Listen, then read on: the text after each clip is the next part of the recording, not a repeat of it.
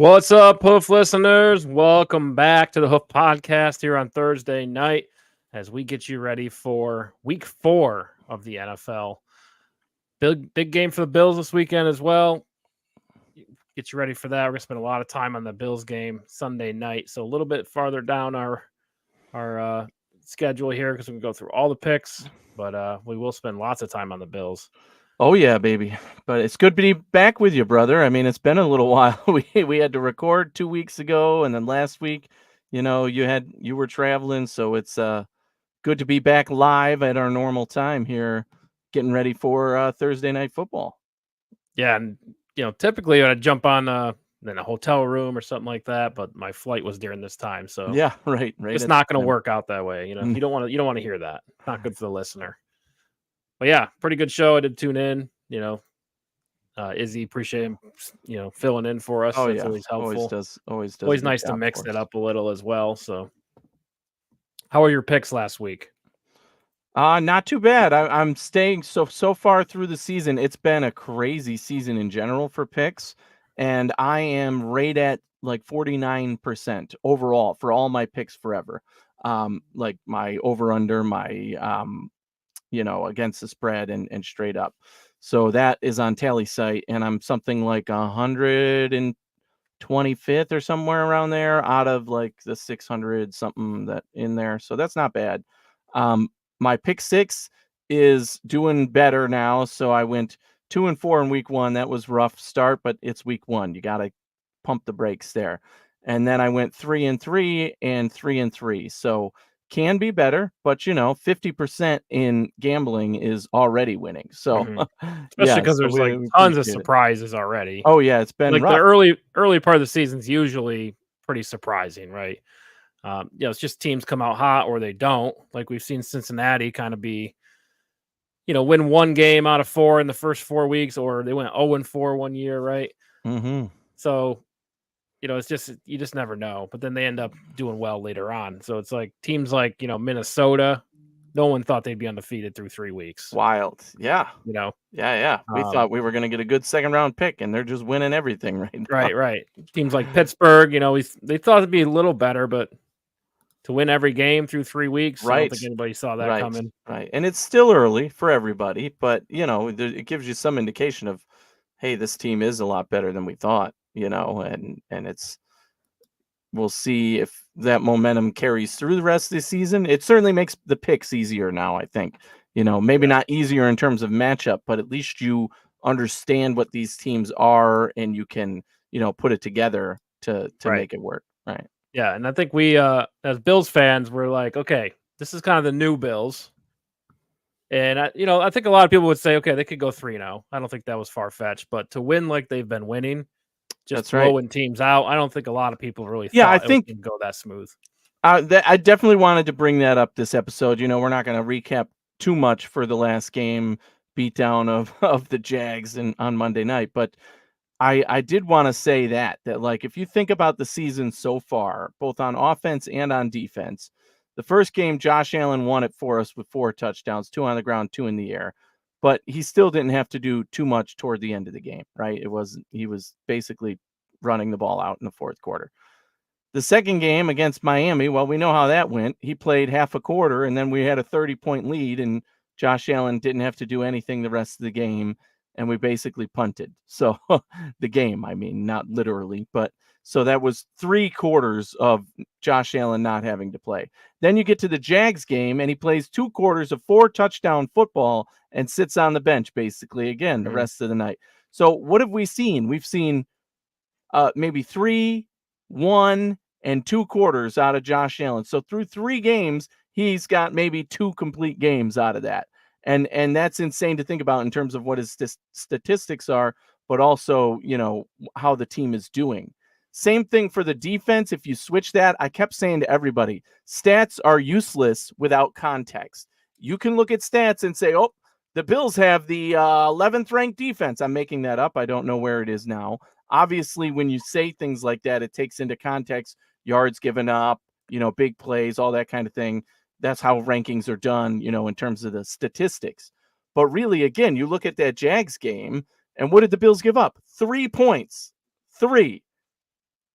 That's what the Bills defense actually gave up. And how many yards? About 50 passing, and I think it was 12 rushing in that first half when they were actually playing at full strength. Then you go into the second half, and literally they're just, lounging back, prevent defense the entire time in the second half.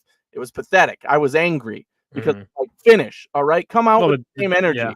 The Jags team just was not. I know, yeah. Right. I did not want halftime. I'm like, forget halftime, stay on the field because the energy was just so high. And then they came out and the game was over and nobody cared anymore, right? And sure, we made a few plays on the Jags, but they got a ton of yardage in garbage time, basically. They got a ton of rushing and passing yardage against our third stringers in garbage time that now everybody's like, oh, look, statistically, the Bills are the fourth best defense. Bull crap, okay? And again, look at the game so far. You have Arizona, who's got a hell of an offense, and we know that now. They brought the energy week 1, right? How many touchdowns did they score? They got 20 points, and the first touchdown they got was given to them. Remember, we held them to a field goal. It was a bullshit call, and they get a touchdown. So the defense gave up 1 touchdown to that offense. Then you go to Miami. The defense gave up 1 touchdown to that offense. Then you go to Jacksonville. The Bills really gave up 0, but ultimately 1 touchdown. So statistically, again, 4 touchdowns, 2, 1, and 1 is what the Bills have given up. But you look at the actual numbers, and it's more like 1, 1, 1 touchdown. That's it. That's it, ladies and gentlemen. This defense is the best defense in football right now, down their 3 best players, which is absolutely insane. So, they've been super impressive. And we talked about it before the season. You're looking at the secondary going, is this the second team defense right now? All the backups from last year are now starters, a lot of them, right? Like Hamlin, Rapp. Yeah. I know Benford has been a starter. I know Douglas has been a starter. Those two are Dorian Williams. You're just looking at it and you're going, man, it's going to be tough for them to be good. Jalen Spector, it's wild. But again, it's credit to coaching. It really is. Yes. I don't think anybody's developed players better than the Buffalo Bills over the past 7-8 years. And this is what I was saying all off season.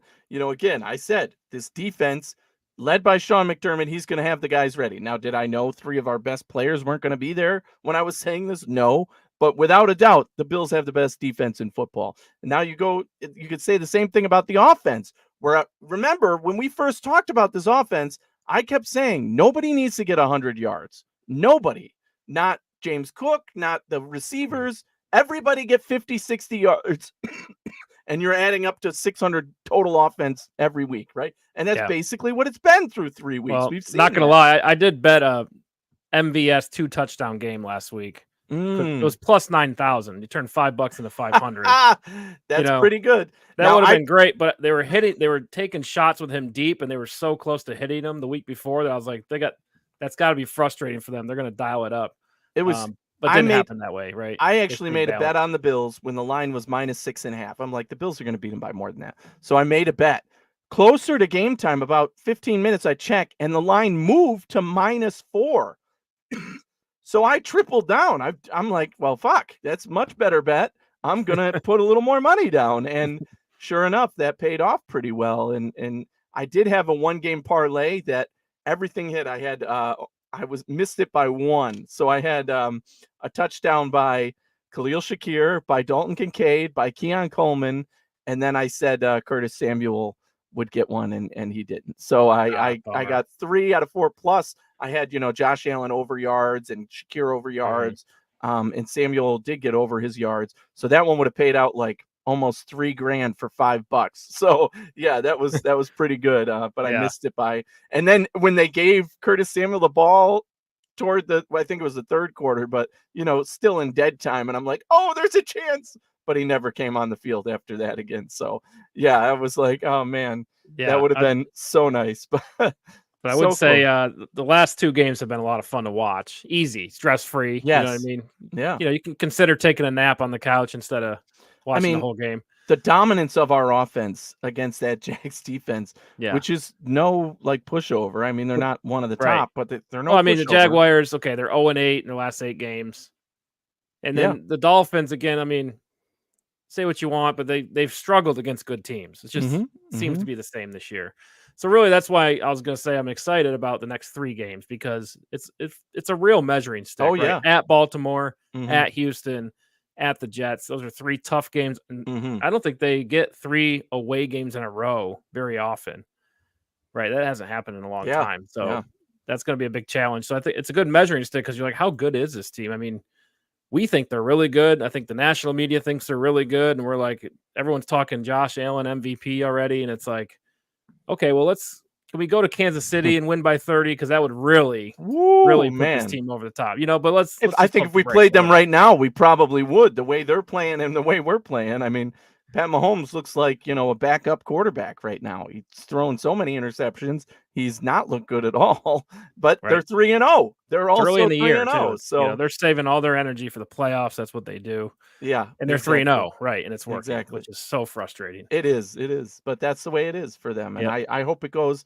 their darling season continues and they go over the radar, if you will, going into the postseason where they're just so hyped, they're full of Yeah. themselves, and somebody punches them in the A mouth big and knocks question them out. around that: can you keep it going with all the distractions, all Yeah, the success they've the had? injuries now. Can The you yeah, keep it going? I mean, their run's been impressive, and if they continue to do it, it's going to be even more impressive. So, and again, you look at the roster, not the most talented, right? Obviously, Mahomes, Kelsey, but then the receiving core. I mean, they're making Rashee Rice a star over there. You know what I mean? yeah. But anyway, we'll talk more about Unfortunately, that. Really excited to talk about the Bills, Baltimore Ravens. I will get to that. We're going to run through the games real quick to get to the Bills Ravens game.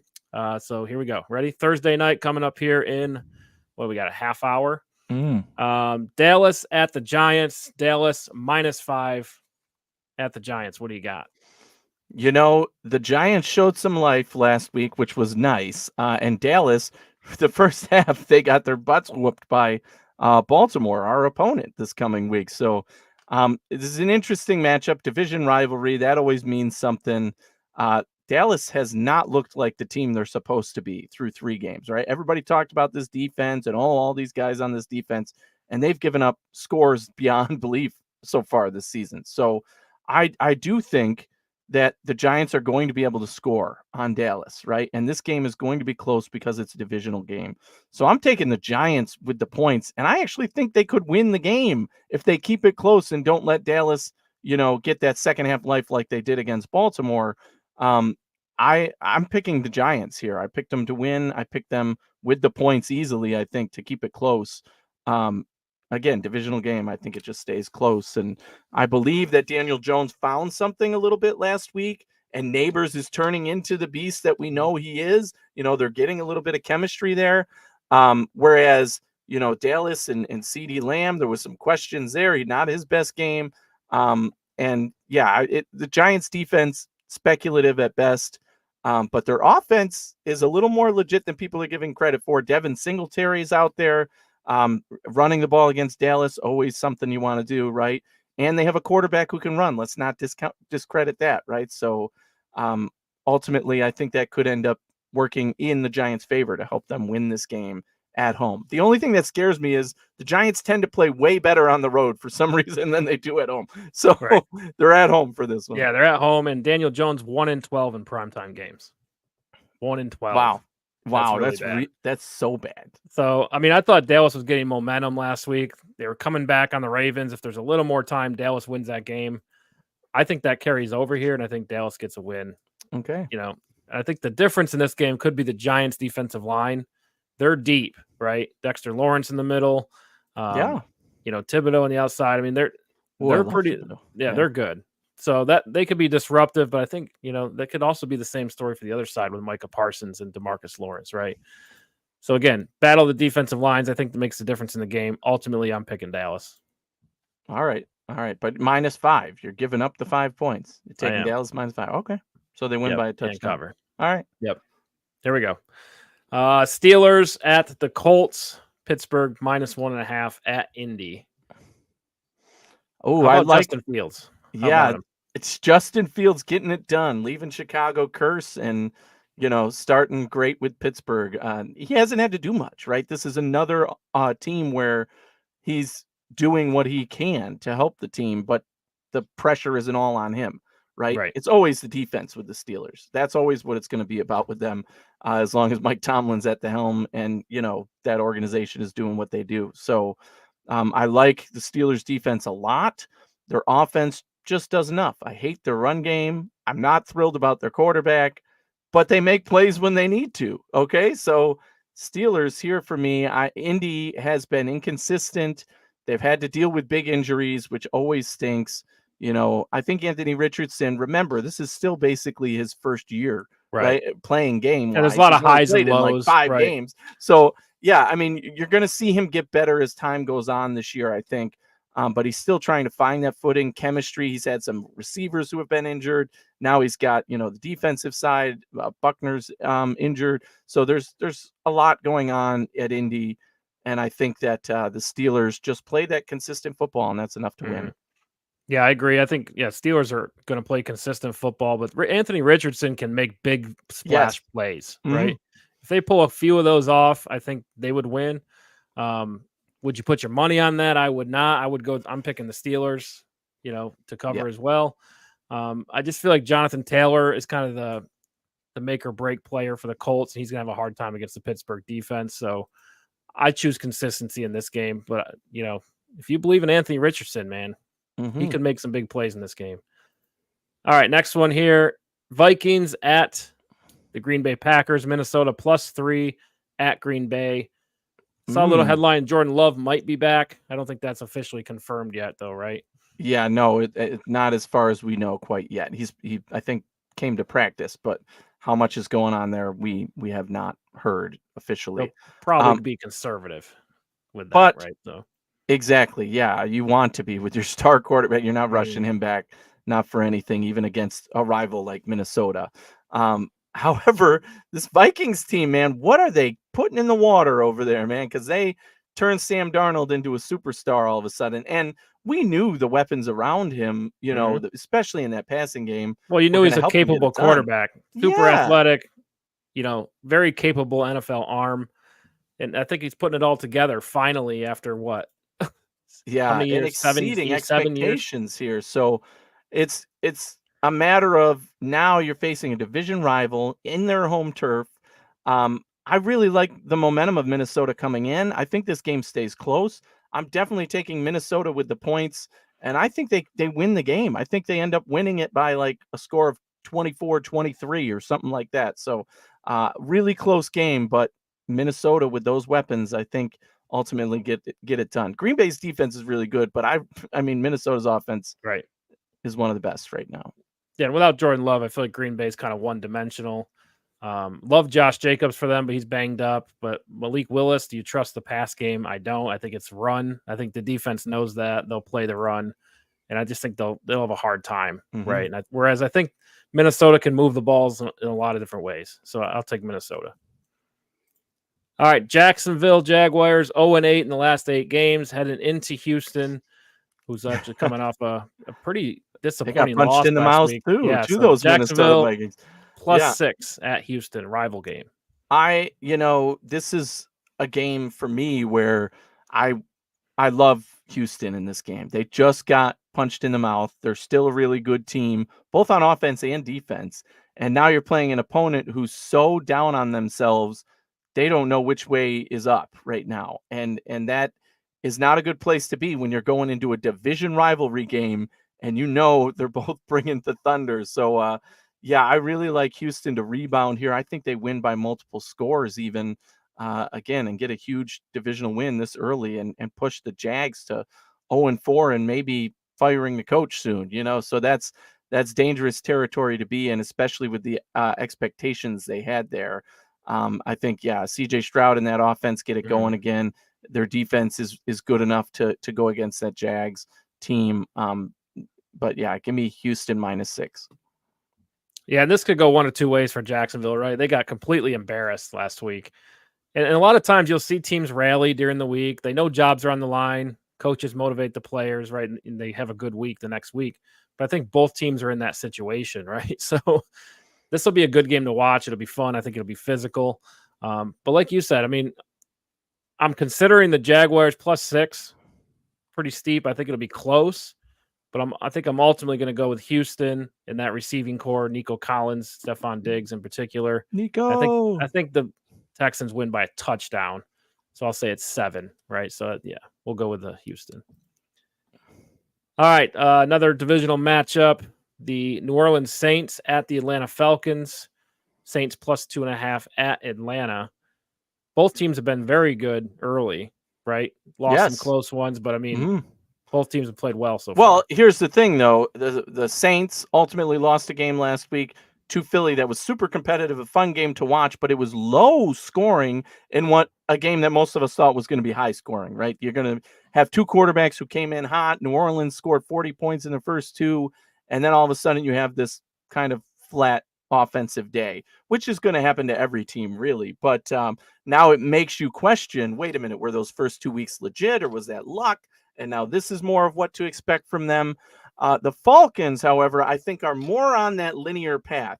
They're getting better each week. They're getting more used to the offense with Kirk Cousins. He's getting healthier. You know, their weapons are just really, really good. I love the Falcons. They're obviously my pick to win the NFC. So a game like this, a divisional game at home, New Orleans or the Falcons have to have it. I'm taking them minus 2.5. I think they win by 6 or 7. Yeah, we knew there's a lot of weapons on the Falcons team, right? And Kirk Cousins is putting it all together for them, right? You know, moving the football, they're playing well in the fourth quarter. So I like the Falcons at home too. But again, I think it's going to be a close game, but I just think the Falcons come out in the end, right? They've been playing well late in games. So Falcons for me. All right, Rams at the Chicago Bears. Rams plus 3 at Chicago. Rams are really banged up, right? But again, rookie quarterback with Chicago. We know Chicago, pretty balanced team, a lot of players on defense, you know, pretty stacked on offense. But again, do you trust the rookie versus a 40-year-old quarterback is kind of where I'm at. Right. Yeah. This is so funny, this matchup here, right? Old and young. But ultimately, I think that Chicago's defense is good, and their offense started to show signs of life, especially in the second half last week. And I think that gives them an edge playing against this very banged up Rams squad, whose, again, defense I never trusted, and offense has the ability to be one of the most potent in the league when they're healthy. But with all those injuries, it's just really starting to show for them. The offensive line, the wide receivers, I think the Bears capitalize on that and win this game by more than 3 points. So I'm taking Chicago minus 3 to win. Yeah, I like the Rams. I think the Rams win this one. Sean McVay finds a way, right? Kyren Williams right. has been playing well. Tutu Atwell, I mean, they used him a lot last year. He's super speedy. I think the Rams find a way to win this one close.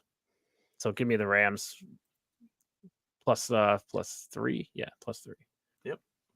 All right, here we go. Philadelphia Eagles at the Tampa Bay Buccaneers.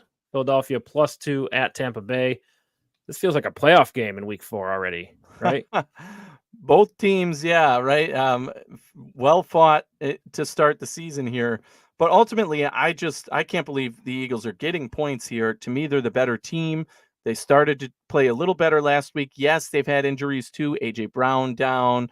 Smith is down. So their wide receivers are down. But that team is good enough on defense and offense to get it done. Saquon Barkley looks like the best running back in football right now. Yeah. So, that is just a combination of run, and then you have Jalen Hurts, who's not even playing his best right now. I still feel like that team can get it done against the Tampa team that, you know, with the quarterback they have, he's hot and cold. You know he's going to be that way. And against this Eagles defensive line especially, it's going to be hard for him to have a hot day, I feel. So give me the Eagles plus 2. I think they win it by a touchdown. Yeah. Again, the Eagles are firing on all cylinders. Don't have to rely on Jalen Hurts all the time. Again, yeah, I just think the Giants GM and coach are going to be fired because of Saquon Barkley playing so well. This is how it feels. And this Eagles team, I mean, the fact they got him is surprising to me. And I mean, they're one of the most balanced rosters in the whole league. Mm-hmm. I love the Eagles roster. You know, they do struggle here and there, but we don't need them to play great early. You know what I mean? I feel like they win 10 games and they burn out at the end of the season. I think maybe they have a little different approach to this, you know, early in the season this year. but I still take the Eagles. I just think it's a much more favorable matchup for the Eagles than it is the Bucs. So give me the Eagles. All right, next one here we have the struggling Bengals versus the struggling Panthers. Cincinnati -4.5. Struggling, the surging Panthers, you mean? The surging Carolina Panthers here with their new quarterback and their new offense getting it done there, right? All of a sudden, it's amazing what a quarterback who's competent can do for a team. You know, you get that shot in the arm. However, I think here the Bengals need to win this game. They have no choice right now. They need to win this game. They're playing an inferior opponent, no matter how you slice it. Yes, they haven't been playing their best. They haven't been able to put together a full game. They've been struggling to start games, which is not a good place to be because you never want to be down by 2 scores and trying to fight your way back the whole game, which they were before. So I think the Bengals win by a touchdown here. So I'm taking them -4.5. Carolina, I liked what I saw out of the new look offense there with Dalton, but ultimately they're going to come back down to earth at some point, and their roster in general is just not ready to compete with the likes of the Bengals. So you're not on the Andy Dalton returning to play his former team, win the game train? No, I mean, I think just realistically, that's, again, the rosters they're working with. Would that be a great story? Sure. Is this one of my pick 6 or a game that I'm super confident in? No, because the Bengals haven't earned that from me right now. So yeah, I'm going to enjoy watching this one, but not put my money on it. So yeah, that would be a great story, but I am not predicting that by any means. Yeah, and this line seems a little short. I thought it'd be higher. I thought Cincinnati would be like, -6 or -7, but yeah, because they almost beat Kansas City, basically should have beat Kansas City. So I think Cincinnati's ultimately the better team here. I don't think there'll be a Cinderella story. Just because I think Joe Burrow's too good and Jamar Chase is getting warmed up. I think that they're going to start getting, good again here soon, I think. Yeah. Cincinnati has always started out slow the last 3 or 4 years. That's right. And they seem to pick it up down the stretch when they need to, but we'll see if that's enough this year because, man, if they lose this one, they're really going to be spiraling. And I just thought of something. If anybody's in eliminator leagues, where you pick you pick one team to win each week, and if they win, you keep going. If they lose, you're out. Well, these two teams have probably been the biggest upsets in the first 3 weeks of the season so far in games they've won, in the Carolina's case, and games they've lost in the Bengals case. So we'll see. That's just funny that they're meeting now because I wouldn't want to touch this with a 10-foot pole and in those kind of leagues right now. If you happen to still be alive, I had, I think, 4 spots and now I'm down to 2 just because of things like this happening. Oh yeah. It's been wild. Yeah. Been a wild year. I think one of the eliminator leagues my buddy is in, he said there's like 100,000 people and like 75,000 people are out after week 2. Yeah. It's insane. Yeah. That sounds I've never been able to win those. I stopped playing. Right. 75% of most leagues. Right. Yeah. I used to just pick the Patriots all the time, but those days are over. All right. Broncos at the Jets. Denver +7.5 at the Jets. Pretty steep line here. Yeah, well, the Broncos played a great game against Tampa Bay last week and, really put it together, it seemed. Bo Nix looked like the quarterback that people thought he could be. Their defense certainly got it done versus the Bucs. And now they're playing a Jets team. Look, guys, the Jets suck. I don't care what anybody says. The Jets suck. And it'll come the end of the season. We're all going to take that as reality and say, okay, they beat New England. And I had so many people reach out. Oh, look at, they're so good. I'm like, are you freaking kidding me? By the end of the season, it's going to look like, oh, I can't believe they only did that versus this New England team. So, I think, I mean, look, the Jets getting to the wild card is a success for them. Yes, it would be. Absolutely. And I think that's absolutely on the table. I mean, they're good enough. They can run the ball. They got weapons at receiver. Defense, we know, is one of the top units in the league. Lot to like there. Who? Shut up. Shut up. Buddy, the Jets are one of the top defenses in the league. Yeah, they've had how many top 10 picks are on the field this year? Do the Jets look like one of the top? Have you watched any of their games? Are you insane? I've watched them a lot, actually. They're pretty good. So have I. That defense does not look elite. They barely It's week 3, buddy. It's week 3. Look at what they did versus New England. I'm just sick of the hype for this team. They have the players. Yes, they have the players on offense too. Oof. They have one of the best running backs and one of the best wide receivers in all of football, and they score 20 points. Yay! Against the worst team in the league. So come on some now. bias over there. Come on now. But, this is reality. I hope this Broncos team punches them in the mouth and comes out with the win. Am I predicting that? No, because the Jets have a padded schedule right now. I'm taking the Broncos with 7.5, though. I think they could keep it within a touchdown. So I think that line is favorable there. But, the Jets need to win these type of games, just like they needed to against New England. And again, they barely got it done. Aaron Rodgers did not look great in that game. And again, I heard it from every angle. Oh, look, the Jets are good. I'm like, bullshit. Yeah. They don't look good at all. Aaron Rodgers does not have to be great with this team. You play good defense, you run the ball, you hit a couple shots here and there. That's enough to get to the wild card, right? They're going to finish second in the AFC East. Well, now they will, because, Miami's definitely. Injuries are going to capitalize on that. In this game, I think that defense is going to give Bo Nix a lot of problems. I'm taking the Jets to cover at home. It's a rookie quarterback. I think it'll be there's a lot to they're going to throw a lot at him, right? Okay. All right, here we go. Washington at the Arizona Cardinals. This is a tough one. Washington plus 3.5 at Arizona. Man, Jaden Daniels looked the part last week. What but again, I think Arizona's a pretty good team this year as well. Let me tell you, I had Jennings for San Francisco on my fantasy team. I had Josh Allen, who had 4 touchdowns in the half, and the opponent I was playing had Jaden Daniels. Toward the end of the game, it's back and forth in our score sheet, and I'm like, oh my God, please let me do something here. One of my guys has to get more points. I still had T. Higgins, and ultimately that touchdown Jaden Daniels got at the end of the game put my opponent ahead by 0.08 points or something ridiculous, right? So I start bitching, and I'm like, I can't believe this happened. Well, turns out Jaden Daniels takes a knee to end the game. My opponent loses 0.5 points, 0.05 points, or whatever it was, and the score changes, and I won the matchup by 0.05 points. It was like 167.84 to 167.79. I mean, it was nuts. It was absolutely the craziest fantasy football thing I've ever seen happen ever. I don't think you can get it a closer score ever.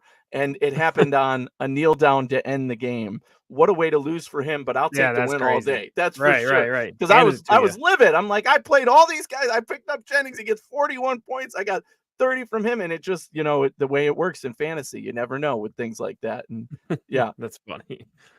That's hilarious. It was one of the guys in my group chat for that group that was like, oh, well, you better look again because you just won on the kneel down. I didn't even know that could happen, but it's technically negative yardage for the quarterback. Did you check for an adjustment by the platform? Yeah, I was like, please don't change it. Don't change it. Yeah, I went from please change it to no adjustments.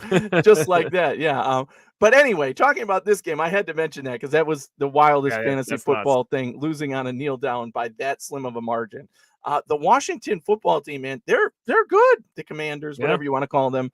Man, Jaden Daniels looked the part at quarterback, and I liked him. I was hoping he wouldn't go to New England, so I'm glad he's not. But I do think that this Cardinals team is a little bit stronger when it comes to offense. Not quite as strong as when it comes to defense, maybe, but I think they're more potent on offense, and that's going to get to this Washington team, and it's in Arizona. So I like Arizona to win this game. 3.5. I think Washington can keep it tight. So I'm taking Washington with the points, but Cardinals to win. Yeah, I'm on the same boat. I just think Arizona at home is going to be tough to beat. And really the question is, can Jaden Daniels put back-to-back games together, right? We've seen the talent, right? We've seen him win the game. That's the best quarterback play I've seen in Washington in a long time, right? In that game last week. So can he carry that over to away game in Arizona, traveling across the country? That's the big question. It'll be fun to watch, but I think Arizona makes just one more play. That's the feeling I have. So we're in agreement. All right. Kind of a sneaky tough game to call here, right? New England Patriots at the San Francisco 49ers. New England -10 at San Francisco. And the reason I think this is tough is because -10, San Francisco is not built to like blow teams out. You know what I mean? They want to win by running the football, short passes with Brock Purdy, precision. And that's exactly what New England does. So it feels like it'll be a low scoring game, and I feel like the 49ers can make explosive plays, but they have a ton of injuries right now. Yeah. Right. And New England just can't do it. So they're forced to kind of play the short game and run the football, play good defense. So to me, this feels like it's going to be a 17-10 game. San Francisco wins, but I'll take New England with the points. Okay, interesting. I am, on the other hand, thinking that this is a New England team that started to show its cracks against the Jets, right? Things started to fall apart a little bit. And San Francisco, who still has a lot to prove with the injuries they've had, major injuries on that team on both sides of the ball. And now I think this is the matchup that favors San Francisco heavily, right? You're playing in such an inferior opponent. You're at home. Your team is struggling right now, but because you're up against this opponent, you can still do what you want to do, run the ball well, get Brock Purdy to do those easy completion type passes that produce. And they're just a well-led team, whereas New England on the field, I'm talking about, New England on the field still doesn't quite know what's going on there, especially at the most important position, quarterback, right? So I think San Francisco wins big. I think they win by maybe 17 points. They score like 27-10, maybe. So give me San Francisco -10. This is one that I'm not going to put money on because of the 10 points. Whenever it's 10 or higher, my eyes get big. Like, whoa, what's going on here? Pretty but steep. I do think San Francisco can cover that. When do you think we see Drake May? Soon. I think Soon. I in this mean, game. some. You don't throw him in this game, I'm pretty sure. But no, not on the road, not against this opponent. No, I think it'll be at home within the next few weeks, especially if they lose as badly as they did last week. Right. They're looking around going, okay, we're not a playoff team. We better get the rookie some fire snaps. it up. Yep. So that'll be fun to watch. All right. Next one here. Let's go. Cleveland Browns at the Las Vegas Raiders. Cleveland +2.5 at Las Vegas. And I'll just say, I think this is one of my favorite matchups or my favorite picks because I just think Cleveland is going to run away with this game. Ooh. I mean, I feel like we're looking at 14. I just think Cleveland's built all the way around. Good defense. They can, offensive head coach can pull, rabbit out of the hat, right? Amari Cooper starting to heat up. It's really just Deshaun Watson that limits that. Yeah, right. That's what holds I was on to the ball way too long. He's always done that, right? Yeah. You look across the field, and you're like, who's playing quarterback for the Raiders? That's the even bigger question. And they just lost one of their defensive tackles. That's going to be huge because, they have Max Crosby, to me, one of the best in his position in football. Love the guy. Think he'll do a lot in this game, but is it going to be enough to win? That's what I'm worried about, right? Like you said. So I'm torn on this game. I think in my picks, I did take the Raiders -2.5 to win because they're at home and they still have their weapons. The question there is at quarterback as well, right? When do you say, okay, Minshew, we've seen enough. We're going to give the kid a chance here. I don't know. So I'm going with the Raiders in this one just because I just can't trust Deshaun Watson. I agree. The Browns defense is legit and they're good, but I'll take the Raiders to win and by 3. So well, I just feel like Deshaun can make a play here and there. Is it pretty? No, but he's definitely capable of making a few plays, right? Whereas Minshew and was it O'Connell? We don't really know. It's just always it's underwhelming. You know what I mean? So, I'm just going with the better defense, better offense, I think, and then Deshaun make a few plays. Can't go wrong there. Yeah. Yeah, that game, no matter who you pick, you got to justify it. That's what it feels like. It's not going to be. It's not one that's like a marquee matchup. Let's put it that way. It's not a marquee matchup. All right, Kansas City at the LA Chargers. Kansas City -7 at the Chargers. Chargers always play them close. Give them credit. Sure. Now, I really wanted to go Chargers. This is not the same Chargers team. Right. I like to think that. Yeah, they're off to a great start. Yeah. They've burned me so many times the last few years. But anyway, Herbert's injured, so we don't know how serious that is. But yes, definitely will play a role He here. had to, he played. He was questionable for the last game he started, but he was limping. You could tell he just wasn't himself. He couldn't plant off his back foot, which is huge. So even if he plays in this one, I'm not going to have high expectations for him to be, slinging it out there the way we know he's capable of. And even though they like to run the ball anyway, Kansas City's defense is pretty darn good. And what a matchup. How lucky did we're talking about this before we started the show tonight, right? Kansas City just gets lucky all around, man. Patrick Mahomes is playing like ass right now. He's like the 23rd ranked quarterback in the NFL statistically. He's He's throwing way too many interceptions. He stinks right now. And you wish that they would play like a good team who's got momentum coming in. And the Chargers might be that team, but then they have the injury at the most important position, quarterback, and it just takes the air out of it, right? And if it weren't for the pinstriped Kansas City Chiefs, they might have 2 more losses on their schedule already. So, say what you want about that. But Kansas City has been in really tight matchups so far this year, and they've been able to get it done. They're 3-0. They're that team, no matter what anybody says, refs or not. They're that good. And I think this is just another step in that direction on what I've been calling the hype train for Kansas City. So they go into the postseason high as a kite, feeling good about themselves. And no matter who their opponent is, Bills or otherwise, they knock them right out in the first round. So give me Kansas City by 7 in this one. This is a TBD just because of the injury. Okay. Well, I think the Chargers are going to play them tight. I think it'll be a close game. I think Kansas City will win because they're pinstripe friends, as you called them, stealing the term. But I just feel like that's how Kansas City's won all their games this year, right? So it's like, why would this be any different? It'll be a close one. I just think -7. It'll be tighter than that, in my opinion. So give me the Chiefs to win, Chargers to. Did you hear the explanation from the ref on the pass interference? It's just made up. Yeah, they missed it. It's obvious. Oh, well, that's the way we saw it on the field. Like, what the hell? Were you looking at the crowd instead of the game? That was the most obvious pass interference ever. But again, I'm not surprised. I'm not shocked, nor should anybody else be.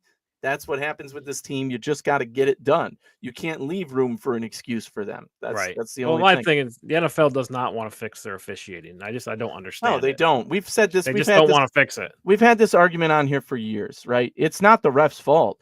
The refs should be paid full time. This should be their entire year job. There's no reason a bazillion-dollar business like the NFL can't afford to pay referees this is your job. You're not a mailman in the off season and on weekends or whatever. No, you are a referee in the NFL. You scout it, you train it, you do it all year long. It's your full-time job. Pay them like it should be. And then you'd fix the rest of the problems in my mind, because you'd have more of the people who are the best at it committing to doing it as a career. Well, I mean, it's just stupid. It really is. And I don't often blame the refs for being as bad as they are, because it's really the NFL. Well, you can't rely. Anytime you rely 100% on humans, there's going to be mistakes, right? Yes, so I think you got to implement some sort of technology.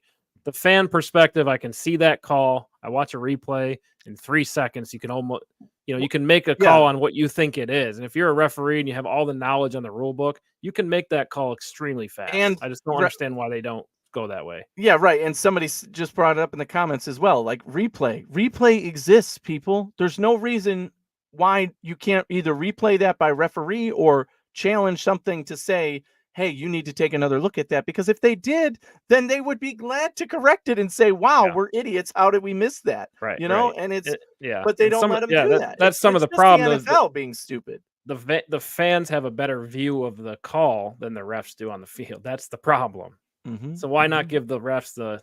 And like you've made the argument for having a ref who's just in the booth, right, and saying, "Hey, call down to the refs. Hey, this is what happened." Yeah, I mean, every team in the NFL is doing that for challenges. Yeah, exactly. And now the Bills literally have a referee. Yeah, they make a decision if they want to challenge it or not in 3 seconds. You know what I mean? Like, this might be a little longer than 3 seconds, but you know what I mean. Exactly. Anyway, let's get to the main event here. Bills at the Ravens, Sunday Night Football, 3-0 Buffalo Bills. Going to the Baltimore Ravens. This should have been the championship game from last year. Just saying. Yeah, it should have. Yeah, what a game, man. We've got another marquee matchup for the Bills. Sunday Night Football, so another, primetime game. Man, I hate these because it just sucks waiting all day or waiting till Monday. I really enjoyed the Sundays off of just like, yeah, I guess I'm going to watch football, or maybe I'm going to mow the lawn, or, do something. But I just got to watch football free. And, my wife was like, "You're still watching football?" I'm like, "Oh yeah, I can just relax and watch football now. Yeah. It's great. It's I on can, all day. have my I don't make kids the and watch rules. football." Yeah, Yeah. exactly. But, this waiting for Sunday night, especially a huge game like this, where it's, no matter how Baltimore has started their season, remember, I predicted the Ravens missed the playoffs this year based on their opponents in their division. And I think they're still a really tough team, though, right? And I It's said early that in the they're going to be season. Right. competitive. It's early. They're still a really good team. This is, we're catching them off a win where they held on to win, and you're catching us off a great game for us. However, when you look at it just on paper, you still have the Bills defense with 3 of their best players completely out, and the Ravens, firing on all cylinders as far as we can tell right now, right? So, their defense not as good lately. That Dallas, what they gave up to Dallas, but the Bills defense playing above what people's expectations are by far, as we talked about in the beginning here. So, marquee matchup on a Sunday night. I'm really looking forward to this. This is the chance for the Bills to say, "Excuse me, we are legit, okay? Yeah, we beat up the 0-8 now Jags, and we beat them by 40 points or whatever. We're going to do the same thing to these Baltimore Ravens. And now let's see what you think about that." So I would love to see that if they beat them down again the way they did the Jags. But what my rational brain is saying is this is going to be the first game, as I alluded to in the beginning, where we see Josh Allen play 4 quarters. And Josh Allen is playing his absolute best football right now with this team, and he hasn't even gotten all the pieces going yet. So I think this is the coming out party for the Bills offense and Josh Allen. I'm talking 500 yards, 5 touchdowns performance from Josh Allen, getting Curtis Samuel involved, who hasn't done much, getting Dawson Knox to catch a couple, obviously Kincaid and Shakir and the guys who have been doing it as well. But I really think that this is the time for the Bills to say, you know what? It's my time to shine. It's Josh Allen throwing the ball in this game. Maybe he'll run it a little too, but you got to keep him honest. But I really think the passing game is going to explode here for the Bills. And the Ravens are going to score points. The Ravens are going to stay in it. So Oh, they're it'll be good tough. enough. I mean, for the Ravens, Roquan Smith is, he's a different kind of athlete. You know what I mean? That's going to be tough for Josh Allen. Been throwing it over the middle a lot, to Shakir and Kincaid. I mean, Roquan Smith's somebody you really got to pay attention to for Baltimore, right? On the other side of the ball, I feel like the Ravens have not been explosive so far through 3 weeks. That's different from last year. I thought they were very explosive last year. Seems like they're kind of built to control the clock a little bit, run the ball, control the clock. That seems to be their intention. Screenplay to Flowers, short pass to the tight end, right? Mm-hmm. If they can succeed at that, they could really wear out the Bills defense because I feel like there's a big size difference, right? Right. Yeah, there's a lot of big players on Baltimore, right? I'd Whereas the say Bills are kind of more finesse, slightly undersized in mm-hmm. most positions. So that's the advantage the Ravens have. So I would expect a game plan that's run first, and run a lot. Yeah. And then you keep Josh Allen off the field, right? So that's kind of the game you're looking at here, in my opinion. Because Josh will score, but exactly. And that's exactly why I think it ignites the Bills passing game, right? Because the Baltimore Ravens are going to have 8-minute drives that the Bills, I've said all year, this offense wants to do. But when they have their 8-minute drive, it forces the Bills to say, all right, we got to score now. We got to go quicker. And that means Josh Allen passing more. And I think that's why he's going to be the X factor there. The one thing, you talked about their Ravens offense not quite being what it wants to be yet. They do have the Derrick Henry and Lamar Jackson. They're the 2 I worry about most, obviously, right? Derrick Henry looking a little bit like he's got a pep in his step lately, right? So, but ultimately, the Bills have shut down Derrick Henry before when he was with the Titans, right? Under Sean McDermott. Same thing with Lamar Jackson. I've said this all offseason, right? Sean McDermott wrote the book, literally. He was the first defensive coach to shut down Lamar and figure out how to keep him in check, right? And that's, a tough task to do. Now, can he do that again with different personnel or changing personnel in this offense? Defense, we'll see. But ultimately, those are the 2 guys you have to keep in check with the run game because, like you said, you're outsized. I mean, Derrick Henry is good enough to plow through pretty much anybody in the NFL. When's the last time they played Baltimore? Been a while. End of I think it was 2 seasons ago now, right? Well, so that's regular season. Mm-hmm. Oh, it's the 2020, the 23-20 game. Remember that? Yes. Mm-hmm. Bills were down 20-3. They came back and won. The walk-off field goal, I believe. Yes. So tight games, right? But again, if this game goes the way I think it is, it's going to be, like you said, sustained drives by Baltimore, running the ball well, and Buffalo counterpunching that with Josh Allen passing the ball to all of the guys who can get open.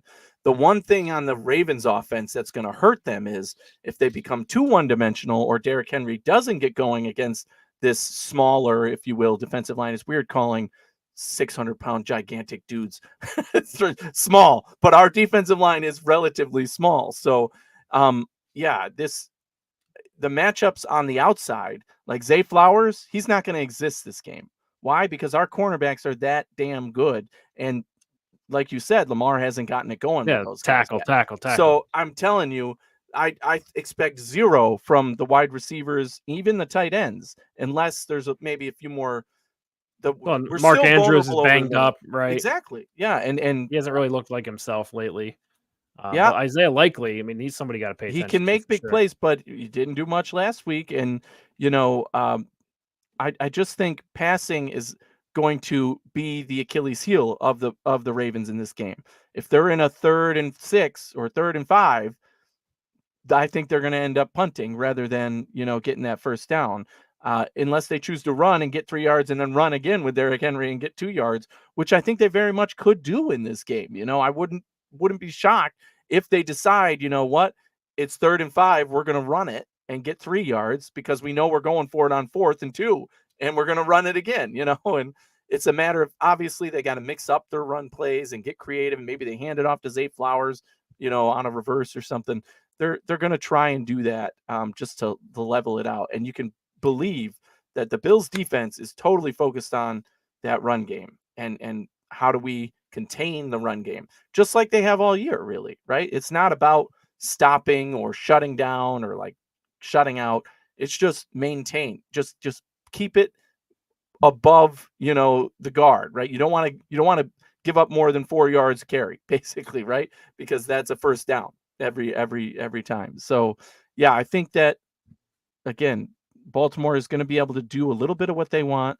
My final score prediction for this game is Bills 38 and Baltimore 20. So, I mean, I think that's ultimately where I'm at. I do think, again, Josh Allen playing a full game, we're going to get a full stat load of Josh Allen rather than these abbreviated, I'm going to take a quarter off game, even though I'd love to see that again. Yeah, so Bills blow them out, basically. 38-20 is a blowout. Well, it depends on situationally. If the Bills get a touchdown in the 4th quarter and control the game from that point on, then yeah, it looks that way. But I do expect the Bills to handle them, but Baltimore to stay in it as much as they can. Fair enough. I looked at a couple facts here, fun facts from Buffalo Bills PR. Josh Allen and Lamar Jackson enter this week's game with the 2nd most combined career rushing yards ever by an opposing quarterback, 9,208, behind Lamar Jackson versus Russell Wilson by 9,254, like 40 yards difference. Sean McDermott 6-1 on Sunday Night Football. It's a really good record. Wow, I did not know that. Actually, but that's just Josh Allen factor there. So, longest, we don't care about 10-year. Josh Allen currently leads the NFL in offensive touchdowns with 9, 2nd in completion percentage with 75%. He's also league leader in passer rating with 133.7. Interesting. And familiar faces, Christian Benford and Ty Johnson are from Maryland. That's fun. So they're going back home to play. Well, we'll see him. The Bills' point differential is plus 64 this season, 2nd best mark in team history through 3 weeks, behind a mark of plus 74 in 1992. Yeah, in 92, we didn't give up on games like we do now, right? That's the thing. You didn't see this now, and this is just a general, not just the Bills, but the NFL, right? If you're up by 2 touchdowns in the 4th quarter, you just mail it in, right? You're just Right. working the clock. In Right. 92, they didn't do Put in that. Trubisky. They're still hitting each other hard in Yeah. the 4th Yeah. quarter, you know? You're Alright. not putting out a backup. I'm gonna go 28-17 Bills. Okay. And I think Josh Allen, I don't think there's gonna be a lot of drives. I really do think the Ravens are gonna try to keep him off the field by running the football, controlling the game. But I think Josh takes advantage of those situations, gets the win, gets at least 4. Very nice. Yeah, so could be a fun one. What do you think the odds are on a Trubisky rushing touchdown for real? Maybe not in this game, but let's look ahead. Maybe an easier team, like maybe last week. What do you think that is? Like plus 9,000, plus 10,000? Oh my god. I mean, he's Probably doesn't probably even gonna be exist. playing, so that's a good place to be, right? We'll see. It's definitely a good spot to be in. Yeah. Anyway, it's So been in the back of my I'd mind. take the odds on that. Him Right. getting a Turn rushing 5 into touchdown. 5,000, right? There you go.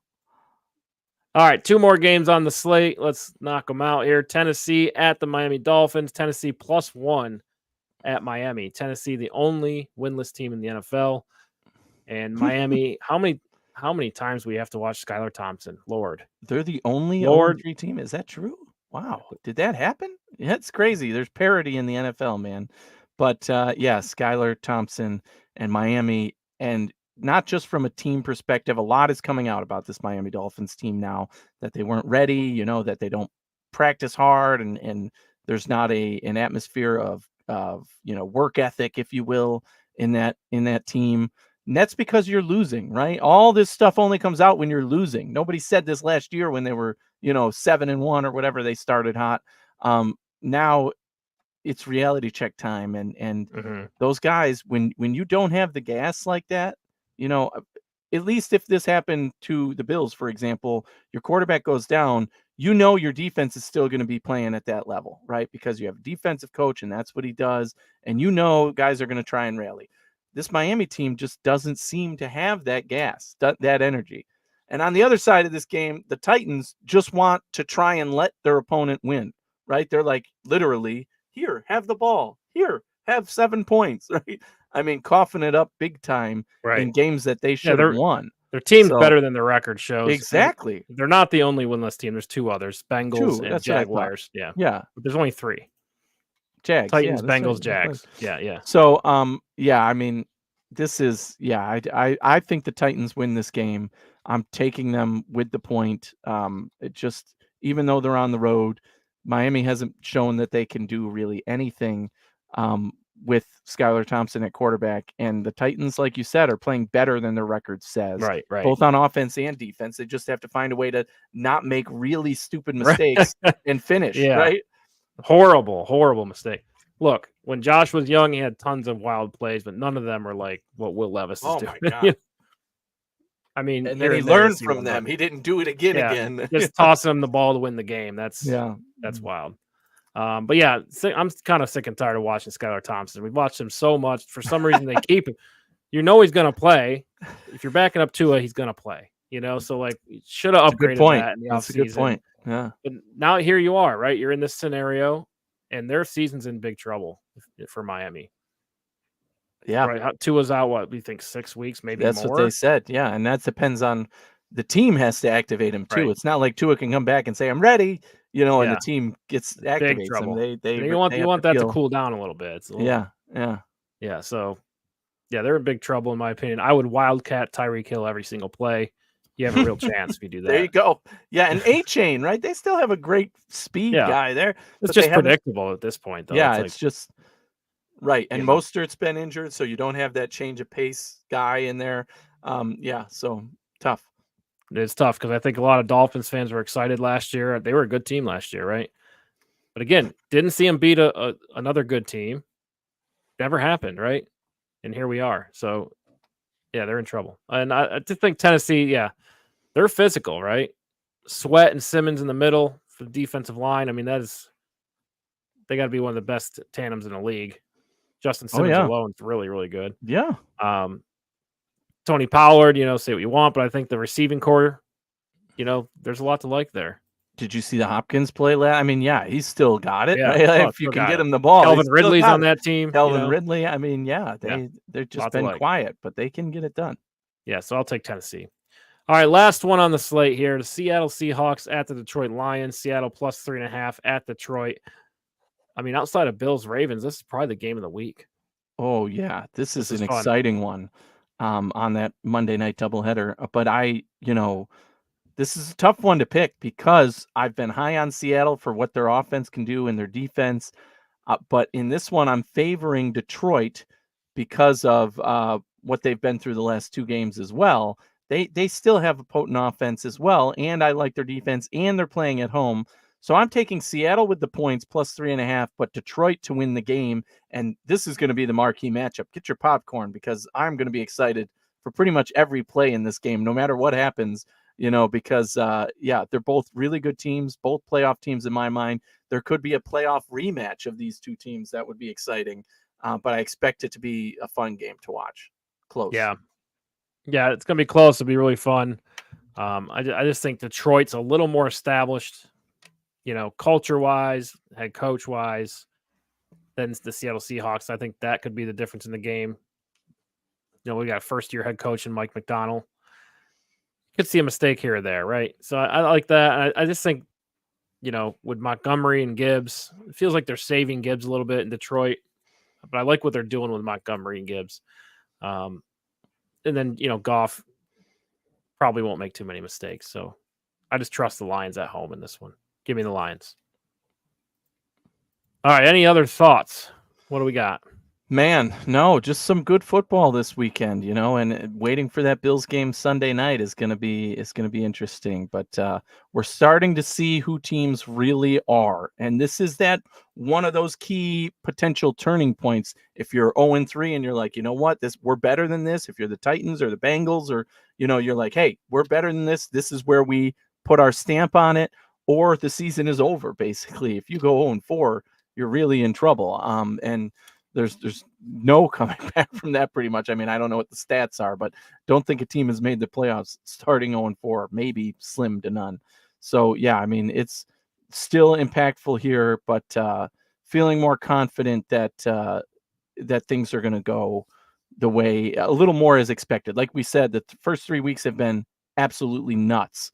There's still going to be upsets here and there, but things are going to level out a little bit starting this week, I think. And I'm feeling more confident about my picks. Stay tuned for my pick 6 as well. But yeah, I just feel like football wise, it's a good place to be. I like the big matchup for the Bills because if we do lose to Baltimore in Baltimore, it's no sweat off our back. We're 3-1, we move forward. I do think we're better than that team. I do think we come out with the win. But it's a good place to be where we are now. Right. And Bills have 3 away games in a row. Baltimore, Houston, Jets. They will not win all 3. Bold prediction. Okay. Got to set the tone for Anthony. They're not going to win all 3. I mean, we'll see. My scheduled prediction, I had us losing to the Jags, so that didn't happen. And now, we'll see. Ahead of the game. But I had us winning these games, so yeah. Baltimore was one of those opponents that I thought was overrated coming in Sunday at 1 too. That'll be a fun one. Yeah, that's gonna be the fun game. But I think I predicted that'd be Josh's best game of the year. My God. Well, we'll see. Anyway, that Jags game made it tough for you. I don't know. Yeah, right. I thought that about the Dolphins game too. Yeah. All right. We'll tune in with us next week, 7:30, right before Thursday Night Football. We'll get you ready for Sunday. Like I said, next week Bills play the Texans, so we'll be talking Diggs, Allen, all that type of stuff, and it's gonna be a lot of fun. So be sure to tune in with us 7:30 on Built in Buffalo. Thank you so much for tuning in with us. Enjoy football. That's right. Go Bills, and thanks for